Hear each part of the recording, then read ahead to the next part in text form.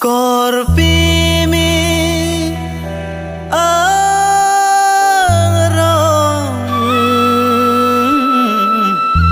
nang lopong mirang rong papu dun klarbo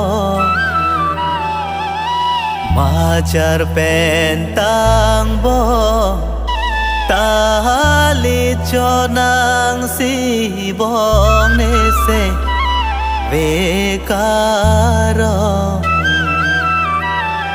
ne log ji se ke mon ta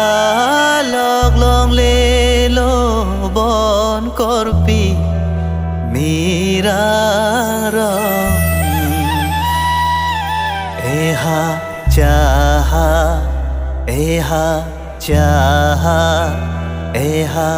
jaha eha jaha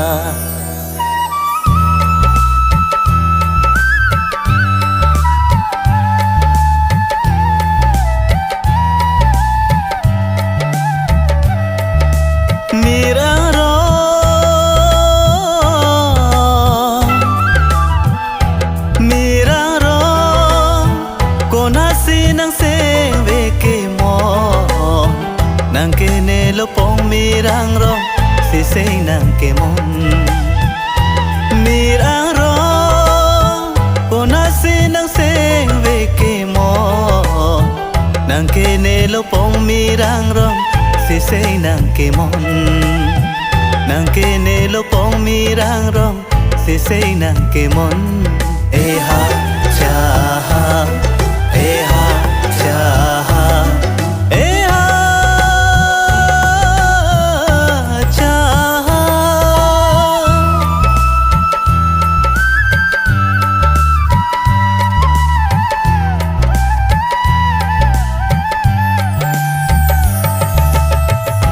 so ve joyalo chiju che thalam che dom mothe ding e kayalo lale bo che du nang bom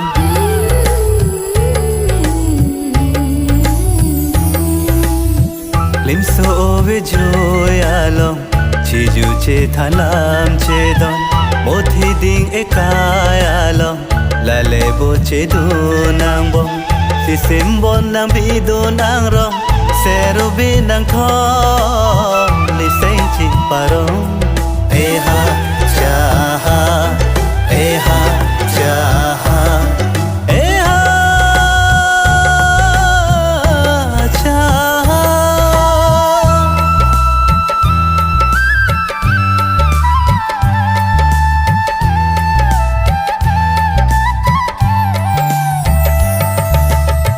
jadi pame tu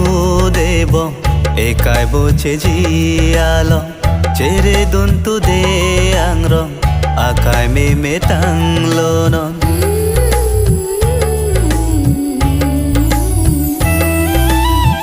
jadi pame tu debo ekai boche jialo chere dun tu de angrong akai me metang lonon run me palong kadam nang dolum bajong ne do sing hasom miraro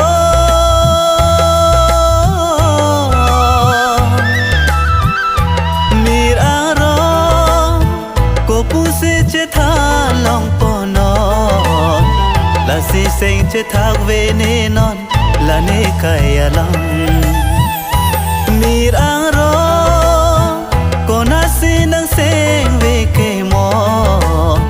nang kene lopong mirang rong si ju than thanon nang kene lopong mirang rong si ju than thanon eha jaha eha jaha eha jaha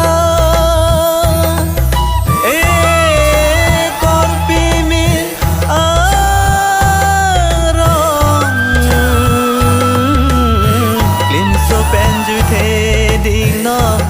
e chi ju che thane la nong erun me boche alam do e a por li tang lo